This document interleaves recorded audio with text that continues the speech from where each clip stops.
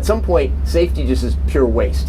I mean, if you just want to be safe, don't get out of bed, don't get in your car, don't do anything. Welcome to Watch Mojo, and today we're looking at the most tragic instances in which creators of certain products lost their lives, either directly or indirectly, as a result of their own inventions. Because of this tragic accident that some people believe that Mustang might be cursed, he has locally the nickname Lucifer. Abu Nasr al-Johari, wooden wings. Born in the city of Otrar, now in Kazakhstan, Abu Nasr al-Johari is best remembered for his work in lexicography and for authoring an Arabic dictionary that became widely used in the medieval era. But al-Johari wasn't just a wordsmith. He also had a serious fascination with flight. Inspired by the wings of birds, he designed a wooden glider and became convinced that his prototype would grant him the ability to fly. In order to demonstrate this, al-Johari took his pair of wooden wings and climbed up the roof of a mosque in Nishapur, in modern-day Iran. Unfortunately, when he jumped, his wings failed to cooperate, and he tragically fell to his death. Sabin Arnold von Suchalki, luminescent paint. In 1908, Austrian scientist Dr. Sabin Arnold von Suchalki developed the luminescent paint, which contained the highly radioactive element radium. After moving to the U.S., he founded the United States Radium Corporation, churning out glow-in-the-dark paint for wristwatches, clocks, and aircraft instruments. However, this company soon found itself glowing for all the wrong reasons. Workers started falling sick and dying from radium poisoning, which led to a flurry of lawsuits. The hazardous effects of the luminescent paint were not limited to the factory floor, however, as it also crept up to the man at the top. Due to being exposed to his own radioactive invention, von Suchalki developed aplastic anemia and died in November 1928. Michael Robert Dacre, Avcen jet pod. British aviation entrepreneur Michael Robert Dacre had a dream to create a smaller, quieter aircraft for quick and affordable flights between major cities. He called it the jet pod. This plane was designed to fly at lower altitudes and only needed minimal runway space for takeoff and landing. However, in August 2009, tragedy struck during a test flight in Malaysia. According to eyewitnesses, the entrepreneur had struggled to get the prototype off the ground, only managing to do so on his fourth attempt. Sadly, once in the air, the jet pod reportedly took a sharp veer to the left before crashing to the ground and killing Dacre, who was the sole individual on board. Aurel Vlaicu, a Vlaicu II powered airplane. Throughout his life, Romanian engineer Aurel Vlaicu designed and built 3 airplanes and 1 glider. His second airplane, the A Vlaicu II, brought him a lot of renown, winning prizes at aviation competitions and successfully completing several demonstration flights. But the same aircraft also led to his demise. On September 13, 1913, Vlaicu attempted to fly across the Carpathian Mountains with the A Vlaicu II, aiming to be the first person to do so. However, the aircraft encountered problems during landing and crashed in the mountainous range, killing Vlaicu instantly. Although he failed to achieve this record, Vlaicu is still celebrated as a national hero in Romania for his contributions to aviation. Karel Suek, shock-absorbent barrel. Canadian stuntman Karel Suek was a legend, even among his fellow daredevils. He gained notoriety in 1984 by going over Niagara Falls in a self-constructed barrel. Karel Suek went over Niagara's Horseshoe Falls in a specially designed barrel. The 37-year-old Hamilton, Ontario motorcycle stuntman estimated that with the 3 to 4 second drop over the 175-foot falls, he hit the water below at about 75 miles an hour. This barrel was heavily padded, and Suek claimed it could withstand the shock of such a massive drop. In 1985, he put his invention to the test again, this time with a 180-foot drop from the top of the Houston Astrodome. Even the iconic Evel Knievel advised Suek against it, but he wouldn't back down. The plan was to drop him into a water tank to break his fall. However, the barrel struck the rim of the tank, causing severe injuries to his head, chest, and abdomen. He had a choice when it came to what he was going to do with his life, and I'm very sad about it. He was a personal friend of mine. Suek died shortly after at the hospital. Henry Smolinski, the AVE Mizar flying car. In the 20th century, many sci-fi movies predicted that flying cars would be the norm someday. Aeronautic engineer Henry Smolinski was determined to make that fantasy a reality. In 1973, Smolinski unveiled the AVE Mizar, which combined the wings of a Cessna Skymaster with a Ford Pinto's body and was designed to fly and drive. Smolinski believed this innovation would revolutionize transportation, but tragically, it cost him his life. During a test flight in September 1973, the Mizar's wing failed when Smolinski tried to make a turn. As a result, it crashed to the ground, killing Smolinski and his co-founder Harold Blake. This marked the end of the AVE Mizar, having never completed a single successful flight.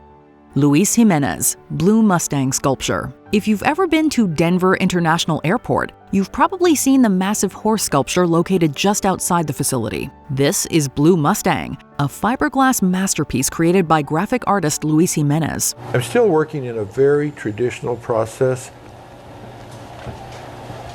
The materials are somewhat different, but the process is all pretty much the process that's been used for centuries. Sadly, Jimenez never had the opportunity to see the piece get unveiled on February 11, 2008. That's because in June 2006, while working on Blue Mustang, a large section of the sculpture fell from a hoist and pinned him against a steel support beam. This accident severed an artery in his leg, tragically causing him to bleed out on the floor of his studio in Hondo, New Mexico. The sculpture was completed after Jimenez's death and stands as a symbol of his incredible talent. He's got work in the Met, in the Smithsonian. He's one of the leaders in contemporary sculpture. William Nelson, Motorized Bicycle. Back in 1903, William Nelson was a promising 24-year-old inventor who worked with General Electric in Schenectady, New York. Nelson had come up with some pretty innovative designs, one of which was a motor attachment for a regular bicycle. He likely envisioned that this would make cycling a lot easier for riders. On October 3rd of that year, the young inventor took his prototype out for a spin around a hill opposite his father-in-law's home. However, that would prove to be his last ride. During his test run, Nelson fell from the motorized bicycle and died on the spot.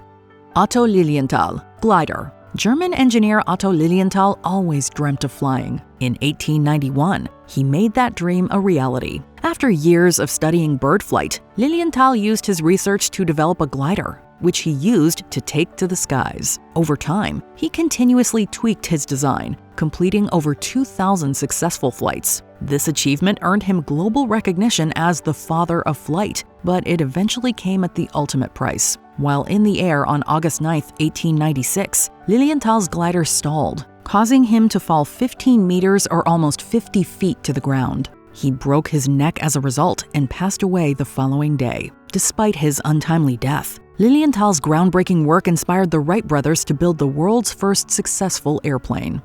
Louis Slotin, plutonium core. After training as a physicist and chemist, Canadian scientist Louis Slotin became a research associate at the University of Chicago in 1937. Later, he joined the top-secret Manhattan Project, helping to create the atomic bombs used in World War II. Slotin focused on developing the plutonium sphere known as the Demon Core, which was initially intended for a third nuclear strike on Japan before their surrender. On May 21, 1946, after the war had ended, Slotin was demonstrating a procedure on the Demon Core when his screwdriver slipped, triggering a burst of hard radiation.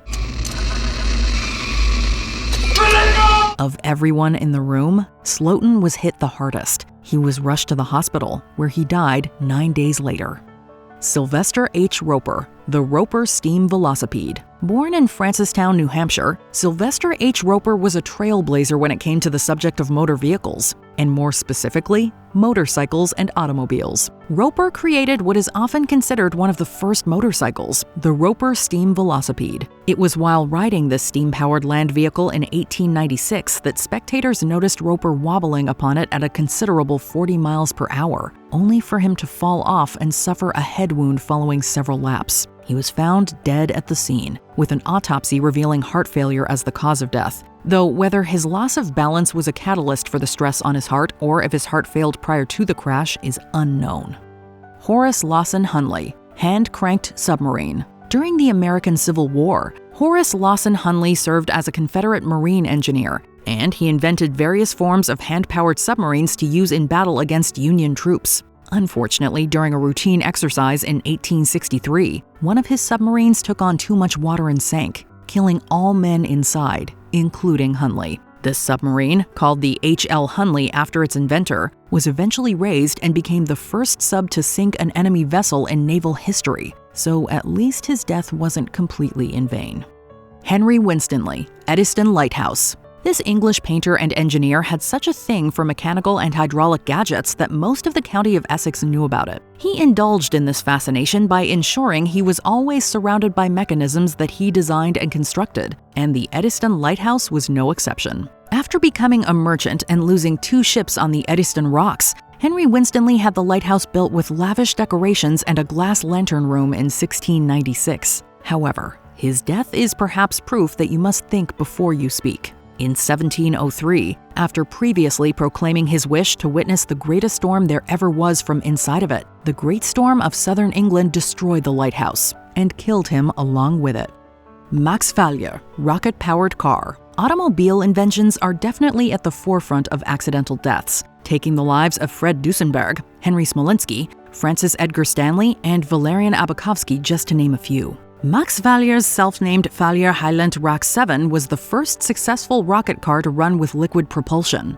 Unfortunately, that liquid was alcohol-based, and less than a month after his successful Rock 7 run, while making tests for a rocket engine, a canister of it exploded on his workbench in Berlin. Fallier was killed within minutes on that day in 1930. Today, he is remembered as one of the brilliant individuals who helped pave the way for spaceflight. Jean-François Pilâtre de Rozier, Rosier balloon. Considered one of the first trailblazers of aviation, Jean-François Pilâtre de Rozier was a notable French physics and chemistry teacher. De Rozier is perhaps best known as the man who made the first manned free balloon flight, along with the Marquis d'Arlandes. Unfortunately, his ambition got the best of him, and he crashed while attempting to fly his Rosier balloon across the English Channel in 1785. The hydrogen hot air balloon deflated in midair, and he and his companion fell 1,500 feet to their deaths. The crash gave these men the distinction of becoming some of the first fatalities of an air crash. William Bulock, Webb Rotary Press. While Richard March Hoe invented the rotary printing press in 1843, William Bulock made numerous additions to it and made it his own. This included automatic paper feeding rather than laborious paper pushing. Unfortunately, his additions proved his demise, as he kicked a driving belt onto a pulley of his Webb rotary press and got his leg stuck, which eventually led to gangrene. He finally died during an operation to amputate his leg a few days later. Thomas Midgley Jr., pulley system. Thomas Midgley Jr. was a renowned chemist and mechanical engineer, perhaps best known for his involvement with the addition of a compound known as tetraethyllead or TEL to gasoline. After a successful career, Midgley Jr. was diagnosed with poliomyelitis, a disease that left him bedridden and unable to move. As a solution to his problems, he devised a complex pulley system that would help others lift him out of bed. This genius invention unfortunately led to his death in 1940, as he was ultimately strangled by its strings. Franz Reichelt, parachute suit. Franz Reichelt was a trailblazer of aviation safety, most famous for his ill-advised jump off Paris's Eiffel Tower in order to test his full-body parachute in 1912. After numerous unsuccessful tests from his apartment using a dummy, Reichelt decided to test a parachute he designed and refined himself, and what better way to do that than by jumping from the Eiffel Tower? After multiple attempts to dissuade him, a hesitant Reichelt jumped and landed square on his face on the icy Paris ground. He died on the scene, even though spectators rushed him to the hospital.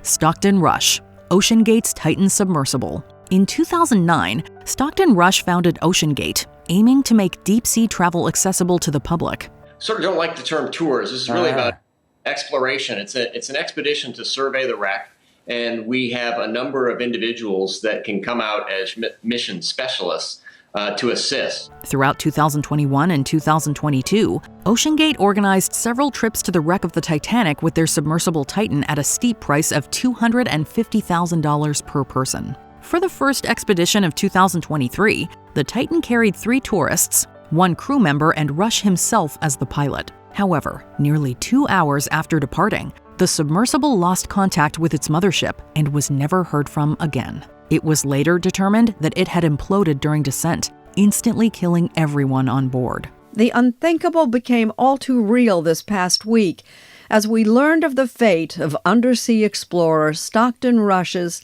Titan submersible on its way to the Atlantic grave of the Titanic. Ironically, the Titanic, whose wreckage they sought to explore, also claimed the life of its designer Thomas Andrews Jr., when it sank on April 15, 1912. Before we continue, be sure to subscribe to our channel and ring the bell to get notified about our latest videos. You have the option to be notified for occasional videos or all of them. If you're on your phone, make sure you go into your settings and switch on notifications. Marie Curie, polonium and radium. Perhaps the most accomplished discoverer on this list, Marie Curie was a trailblazer in the field of radioactivity and is the only scientist in history to win 2 Nobel Prizes for 2 separate sciences. Her discovery of polonium and radium eventually proved to be her demise, however, as she died from aplastic anemia due to her constant exposure to radiation in 1934. The negative health effects were simply not known at the time, and the papers documenting her work are considered too radioactive to handle even to this day. Which of these ultimate sacrifices do you think was worth it in the end? Let us know in the comments below. Did you enjoy this video? Check out these other clips from WatchMojo, and be sure to subscribe and ring the bell to be notified about our latest videos.